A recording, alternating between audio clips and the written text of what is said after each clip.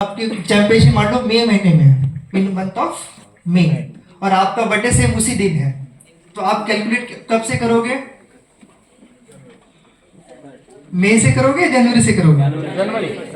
जनवरी या sure. I was telling that suppose your child date of birth is on in the month of May, okay, and on the same date he has his district championship. Clear? Now what will be the cutoff date for calculating? Will you calculate from his birthday or you will be calculating on his this 1st January? 1st January, okay. Now interesting fact क्या होता है कि मान लो अभी मई महीने में बच्चा जब बर्थडे हो रहा है, उसका जब बर्थडे है तो वो 14 इयर्स प्लस हो गया, ठीक है, लेकिन at the time of 1st January he is still in under 14। Clear? तो आपको कंफ्यूजन होगी, भाई मेरा बच्चा अभी 14 ईयर कंप्लीट हो गया, अब वो खेलेगा कहाँ? सीनियर सब जूनियर में खेलेगा या जूनियर में खेलेगा? But you should be clear, my age और athletes age at the time of 1st January 2025 will be the final one.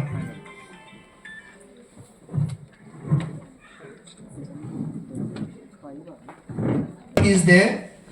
We have to take what is his age as on 1st January 2025.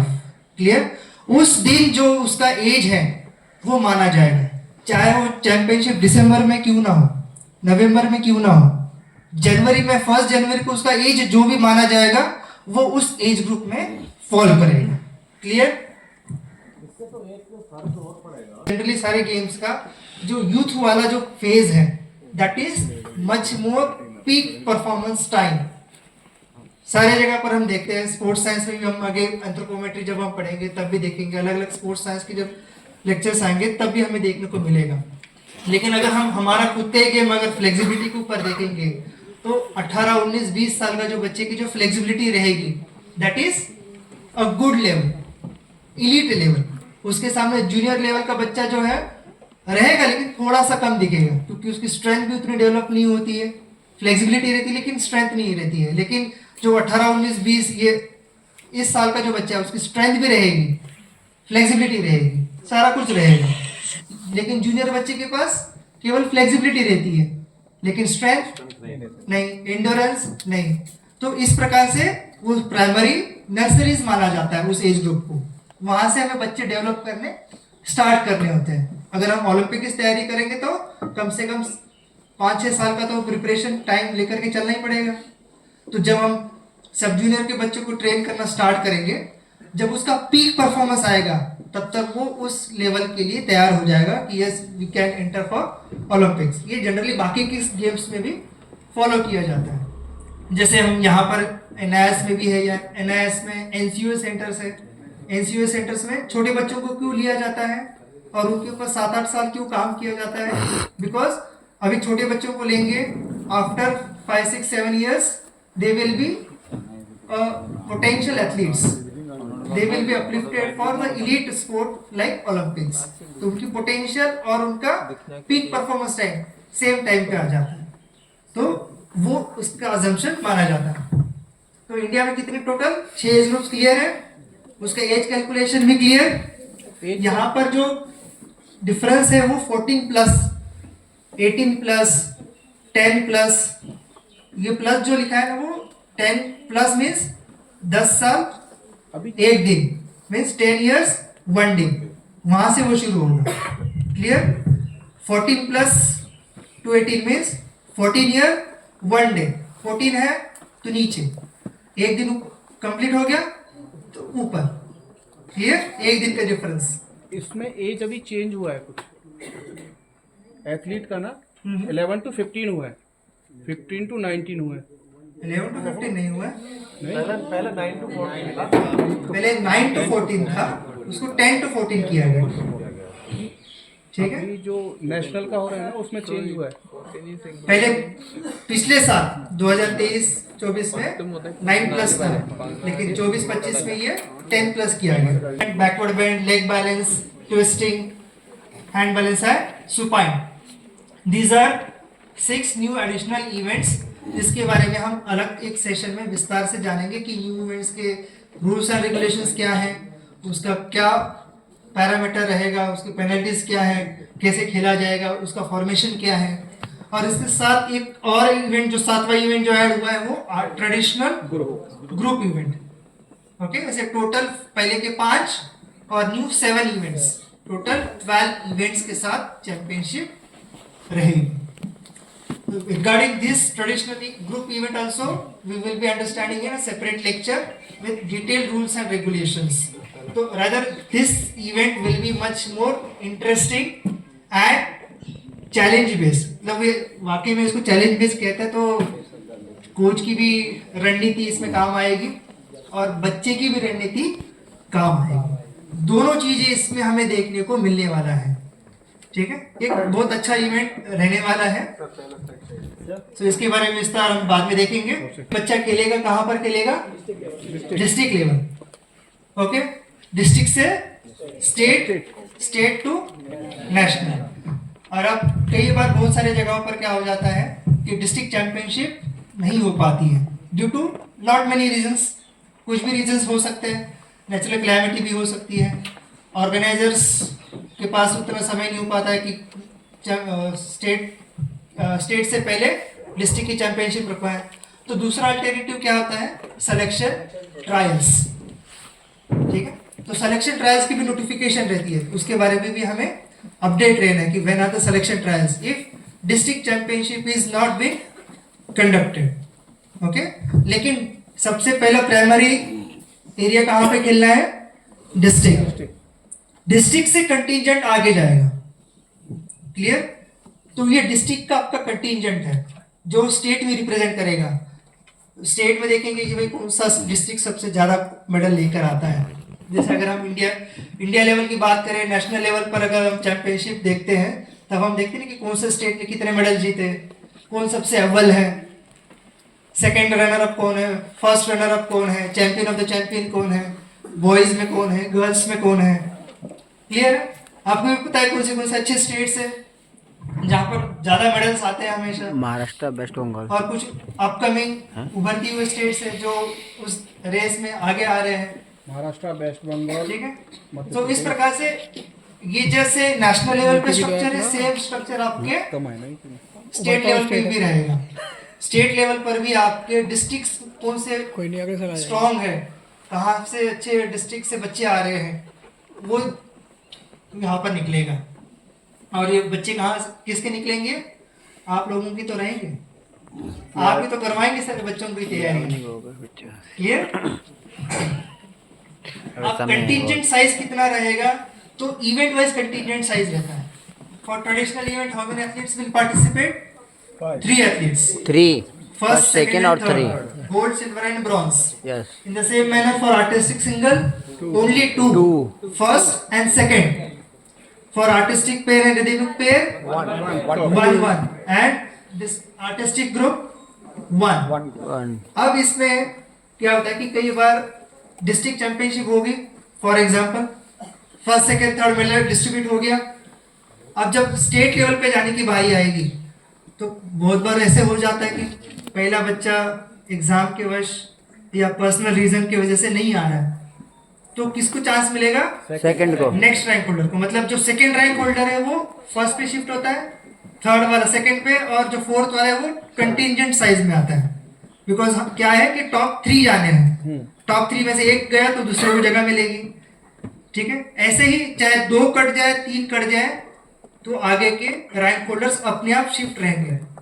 तो इसके बारे में भी आपको आपके district authorities के साथ टच में रहना है कि is there any update.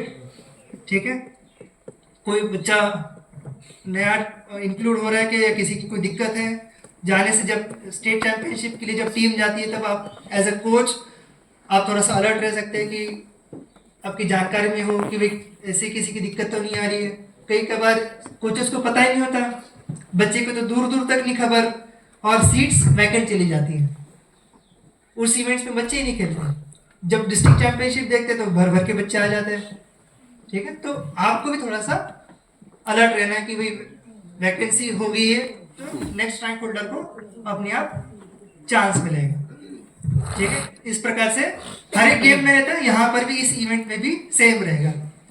Artistic group event, अब ये थोड़ा सा डिबेटेबल है कि भाई आर्टिस्टिक ग्रुप तो नेशनल में होता है, स्टेट में होता नहीं है, डिस्ट्रिक्ट में भी नहीं होता है। But as per code of point it is advisable that artistic group event भी कंडक्ट किया जाए। अब आर्टिस्टिक ग्रुप इवेंट जो क्या है कि ये टीम इवेंट है। क्या है? Team event. मान लो कबड्डी की टीम है, क्रिकेट की टीम है। इंडिविजुअल इवेंट में अगर किसी को नुकसान होता है तो वो मैं खुद का जिम्मेदार। अगर मैं नहीं जा रहा, तुम नहीं जा रहा तो मेरा फायदा। पेयर इवेंट में थोड़ा सा डाइस ही रहता है। अगर मेरे जो पार्टनर है, को एथलीट है, अगर उसकी हेल्थ ठीक है तो दोनों साथ में जाएंगे। ठीक है, परफॉर्मेंस के दौरान दोनों में से किसी एक ने भी गलती करी तो जज नंबर काटेगा नहीं काटेगा? ठीक है, एक ने पूरा आसन अच्छे से लगा लिया, दूसरे का आसन गिर गया, लगाएंगे तो काउंट ही नहीं होगा, तो नुकसान दोनों का है। लेकिन पेयर कहां से? दोनों ने खुद नहीं बनाया, ऑर्गेनाइजर ने नहीं बनाया, सिलेक्शन कमेटी ने नहीं बनाया, वो खुद का है। लेकिन अगर दोनों में से किसी एक पेयर का भी कोई इश्यू होता है तो पेयर ड्रॉप होता है, नेक्स्ट पेयर को चांस मिलता है, पेयर ब्रेक नहीं होता है। क्लियर? लेकिन टीम इवेंट जो ग्रुप इवेंट है वो क्या है? टीम इवेंट है। टीम इवेंट किससे बनता है? सिलेक्शन कमेटी से बनता है। सिलेक्शन कमेटी क्या देखती है कि सारे आर्टिस्टिक ग्रुप इवेंट किससे सिमिलर है? Artistic single, artistic pair, rhythmic pair, इन तीनों की सिमिलर है। ठीक है, उन्हीं के बेस्ट गोल्ड मेडलिस्ट प्लेयर को इकट्ठा किया और उनसे टीम बना दी। सिलेक्शन कमेटी ये करेगी सबसे पहले। जो गोल्ड मेडलिस्ट है रिदमिक पेयर का, विकेट कीपिंग कौन अच्छा करता है, सिलेक्शन कमेटी तय करती है। बॉलर कौन अच्छा है, बैट्समैन कौन अच्छा है, तो सिलेक्शन कमेटी की रणनीति होती है कि भाई हमारी टीम को जिताने के लिए मेरे को 6 के 6 बैट्समैन उतारने हैं फील्ड में, या 2 ऑलराउंडर उतारने हैं। तो डिपेंड करता है कि भाई किस प्रकार से फॉर्मेट है। तो same format is little bit with this artistic group event. So it is advisable that artistic group event state level और डिस्ट्रिक्ट लेवल पर भी हो। अगर डिस्ट्रिक्ट लेवल पे होगा तो कैसे होगा? यहाँ पे तो टीम बनेगी नहीं। यहाँ पर कैसे बनेगा? फिर स्कूल्स पार्टिसिपेट करते हैं। ठीक है, डिस्ट्रिक्ट लेवल पे कौन पार्टिसिपेट करता है? स्कूल पार्टिसिपेट करते हैं। इंस्टीट्यूट को रिप्रेजेंट करते हुए 5 बच्चों ने पार्टिसिपेट किया, तो ये यहाँ पर ग्रुप को फर्स्ट सेकंड थर्ड प्राइज मिलेगा जो परफॉर्म करने के बाद। लेकिन जब टीम आगे भेजने की बारी आएगी तो आर्टिस्टिक, रिदमिक इन इवेंट्स में से गोल्ड मेडलिस्ट आगे लिए जाएंगे। क्लियर? लेकिन ये मेडल 12 तो पूरे करने चाहिए, ये एडवाइजरी है। तो आर्टिस्टिक टीम इवेंट कंफर्म पता चला गया। जब स्टेट लेवल पे पार्टिसिपेशन करेंगे तो ट्रेडिशनल ग्रुप इवेंट देखते हैं। तो ट्रेडिशनल ग्रुप इवेंट जो होगा इसके बारे में और डिटेल हम बाद में अलग से लेक्चर में देखेंगे, क्योंकि न्यू इवेंट्स के रूल्स एंड रेगुलेशंस अलग से समझाने आप लोगों को। इसमें जो इंडिविजुअल इवेंट जो है 6 individual events and plus 7th individual event कौन सा है? ट्रेडिशनल इंडिविजुअल वाला सबसे पहला ट्रेडिशनल। क्लियर है? दोबारा repeat. 6 gold medalist, traditional event, 1 gold medal. Gold, how many gold? अरे टोटल कितने हुए? 7 हो गए। मतलब 7 athletes, from this 7 athletes 5 will be selected because this artist traditional group event is of 5 athletes. Clear? तो उसका टीम फॉर्मेशन कैसे बनेगा? इस प्रकार से बनेगा। टॉप 5 कैसे निकालेंगे? मतलब इसमें तो सिलेक्शन कमेटी देखेगी। ठीक है, अब क्योंकि जो ट्रेडिशनल ग्रुप इवेंट है वो चैलेंज बेस्ड है। क्लियर?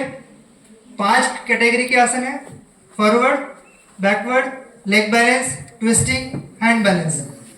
अब जब दो टीम आमने सामने compete करेगी, अब सामने वाली टीम कौन सा आसन करेगी पता नहीं ना, ठीक है। और 5 कैटेगरी में से सबसे पहला कौन सा बाउंसर फेंकेगी पता नहीं, तो भाई उसको compete करने के लिए मेरे टीम में भी तो होना चाहिए।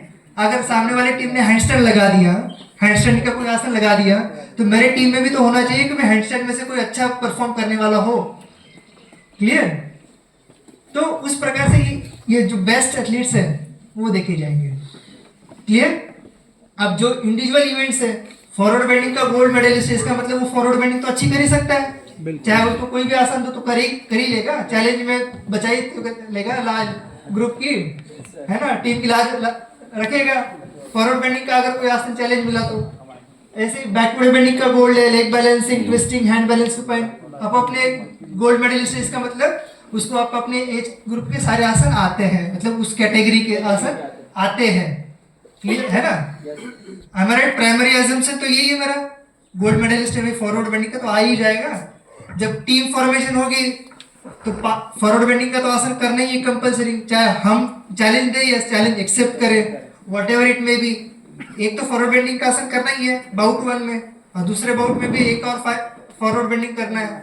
2 फॉरवर्ड बेंडिंग के आसन हो सकते हैं, तो करने के लिए कोई तो बंदा चाहिए, ठीक है। तो ये टोटल 7 बच्चों में से 5 सेलेक्ट किए जाएंगे। क्लियर? क्या एक बार में जैसे एक बच्चे ने आसन करके दिखाया एक टीम का, तो दूसरे टीम का भी एक ही बच्चा हाँ, एक ही बच्चा करेगा। वो उसके बारे में थोड़ा सा डिटेल विस्तार में हम नेक्स्ट सेशन में देखेंगे जरूर। लेकिन फॉर्मेशन किस प्रकार से वो अज्यूम कर लो, इसका डबल रिवीजन हम जब हमारा ट्रेडिशनल ग्रुप इवेंट करवाएंगे तब दोबारा करवाएंगे, क्योंकि उसके नॉर्म्स पढ़ने के बाद आपको दोबारा क्लियर होगा कि what are the selection policies. 7 understand, लेकिन 5 हाउ 7 तक तो अंडरस्टैंड है कैसे आपने किया, 6 + 1 7 हो गया, लेकिन 5 कैसे, 7 में से 5 out of 7 athletes selection committee will choose best 5 athletes. Selection committee will decide. Okay? That is permutation and combination. Okay? अगर एक केस ऐसे हुआ तो अपने आप सिल्वर मेडलिस्ट पे देखेंगे, सारे गोल्ड मेडलिस्ट जब हम यूज कर चुके होंगे तब।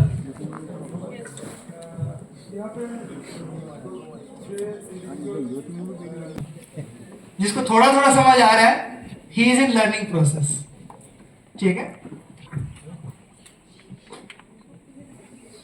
जिनका कोई रिस्पॉन्स नहीं, क्योंकि खाना खाया है, चाय फट है बाहर, लेकिन अभी जा नहीं सकते लेक्चर के बीच में, ठीक है चाय है, ठीक है, चाय भी है यानी क्या पता उसका खुद गलत है।